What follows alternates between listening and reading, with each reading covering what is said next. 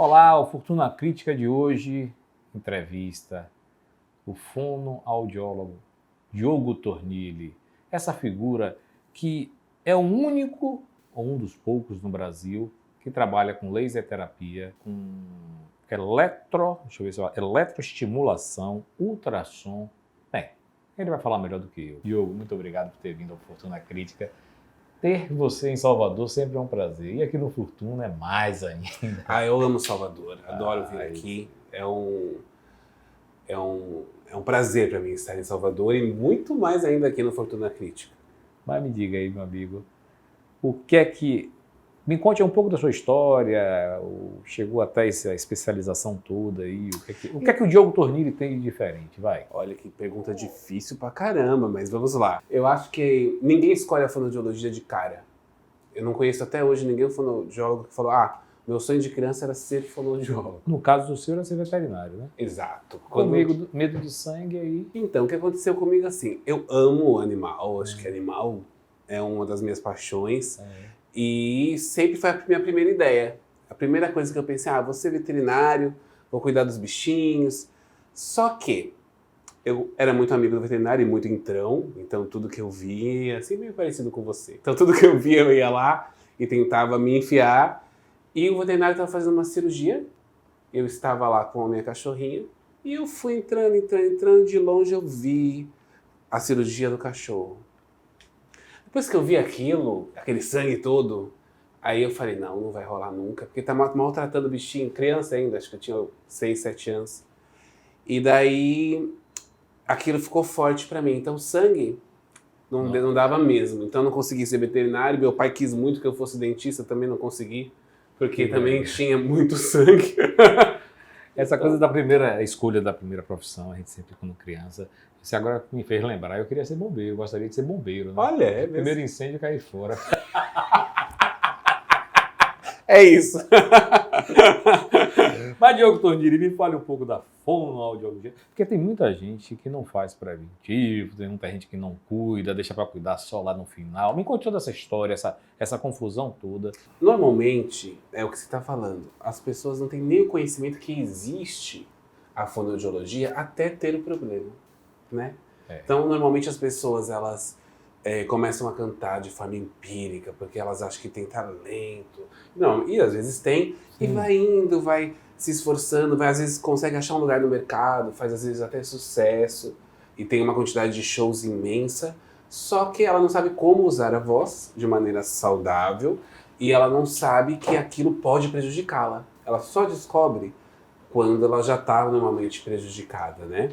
Então, assim, como você falou, qual é o processo? A pessoa fica rouca e ela acha, até às vezes nem sabe que tem um médico que vê isso, né? Então, às vezes a pessoa fica rouca e fica desesperada e começa a perguntar e dá um Google. O Dr. Google vai falar, olha, rouquidão por uso da voz, ela tem que procurar um médico. Então, ela vai atrás de um médico, que é um otorrino, que vai colocar realmente, como você falou, um aparelhinho que vai fazer uma nasolaringoscopia, então ele coloca uma câmera pelo nariz e vai olhar as pregas vocais e toda aquela região anterior ali.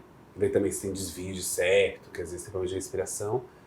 E daí, se tiver um problema instalado, tem que começar um tratamento. Então, às vezes pode ser cirúrgico, pode ser um tratamento só de fonoterapia, ou se não, às vezes repouso vocal.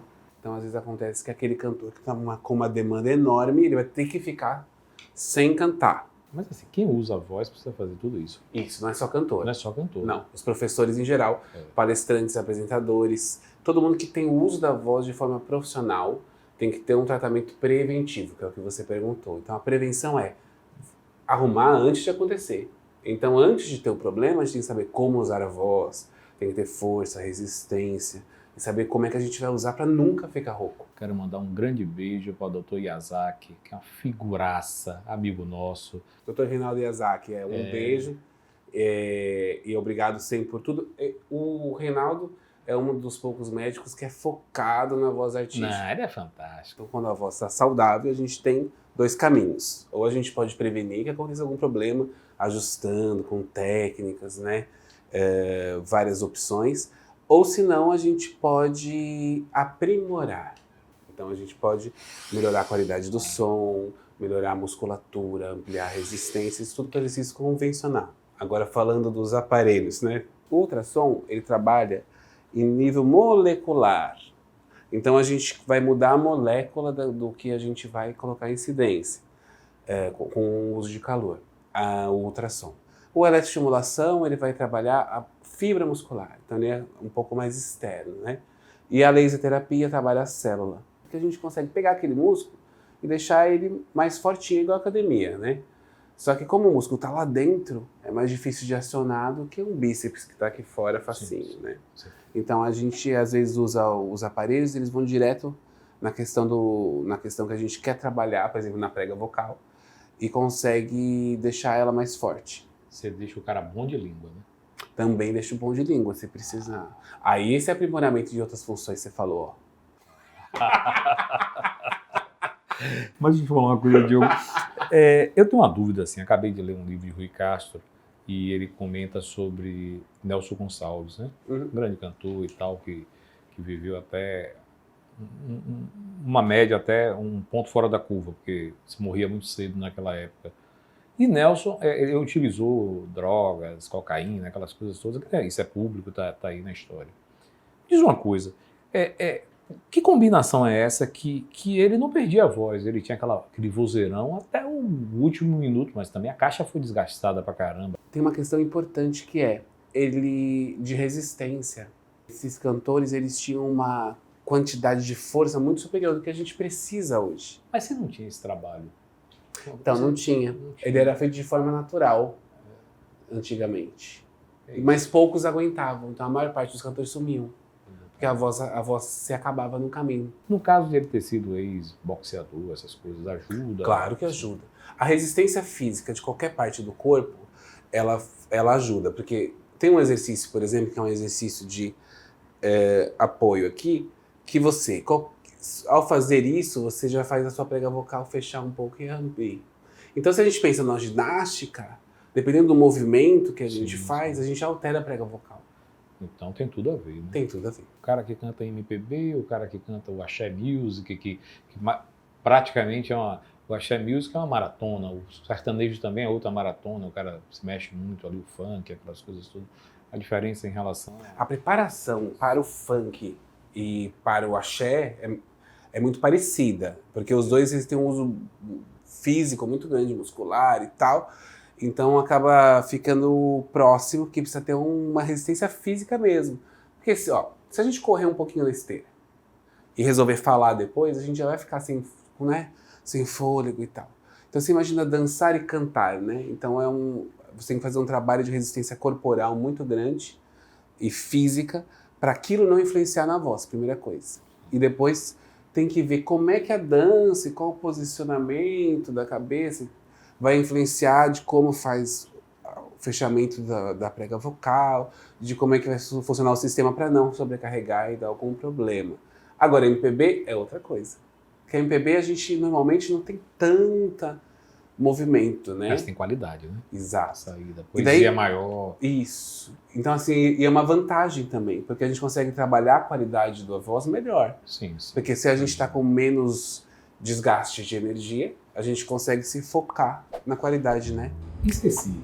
Segue lá no canal, dá um like, ativa o sininho e curta tudo que tem lá, que é muito legal. Esse homem tem história. Inclusive, recentemente, ele participou de um programa na televisão fantástico. Deu um show, né? Ele e Dr. Reinaldo. Canta Comigo é um programa que tem um painel enorme. Então, é o maior painel de jurados da Terra. Não tem nenhum outro programa que tenha tantos jurados também, porque eles exageraram, que são 100, né? 100 jurados, é muita coisa. E eu sou um dos jurados, eu como Reinaldo Yazaki, como várias pessoas que têm esse envolvimento com a música. Então tem cantores como jurados. Agora também. É um número até que não condiz com a realidade de votação, né? Porque normalmente é ímpar o número, né?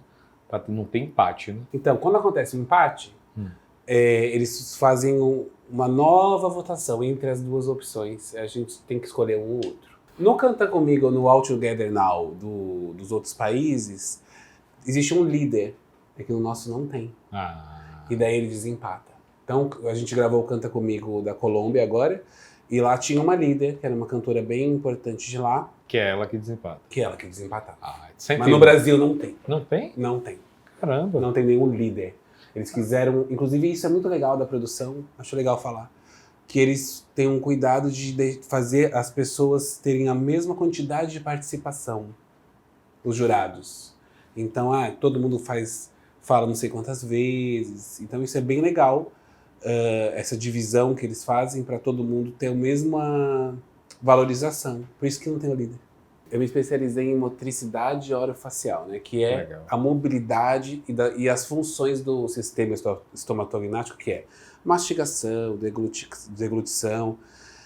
E assim, qualquer questão de mastigação, então, por exemplo, se o cara tiver faltando um dente aqui, e daí ele vai acabar compensando a mastigação dele, porque aquele lugar que está com um buraco, você não vai colocar comida, né? Então você vai jogar para o outro lado. E isso vai dar um desequilíbrio.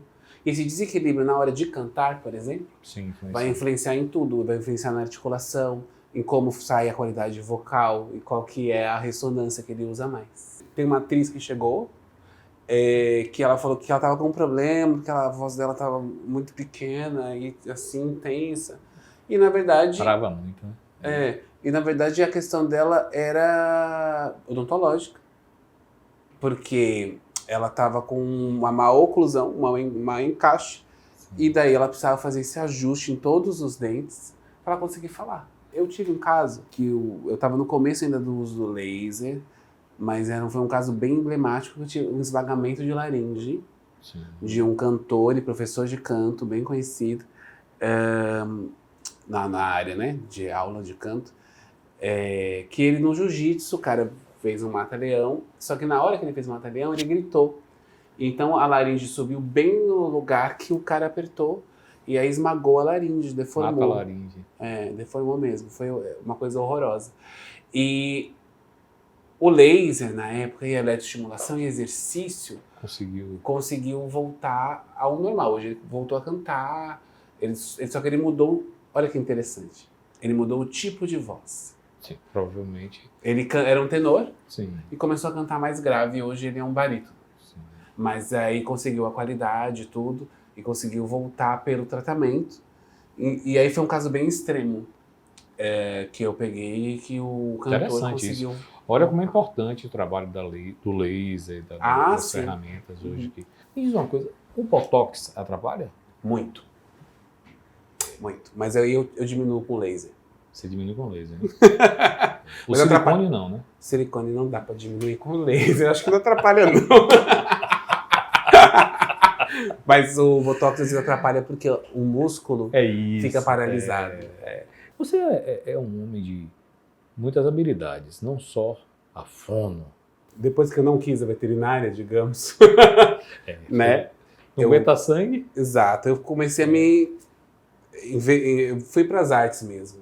E daí fui cada vez me envolvendo mais, né, nas artes. Então, na música, no teatro, na dança. Então, eu fiz dança, fiz conservatórios, fiz a especialização em educação musical, fiz comunicação, né? E fui para essa área de canto, essa área de voz, que sempre foi uma grande paixão para mim. E como cantor, eu fiz bastante coisa. Então, assim, cantei em muitos lugares, abri shows grandes. Eu fiz um show bem grande no antigo Patativa, com o Mano Velho e o Mano Novo. Olha lá, foi um deles.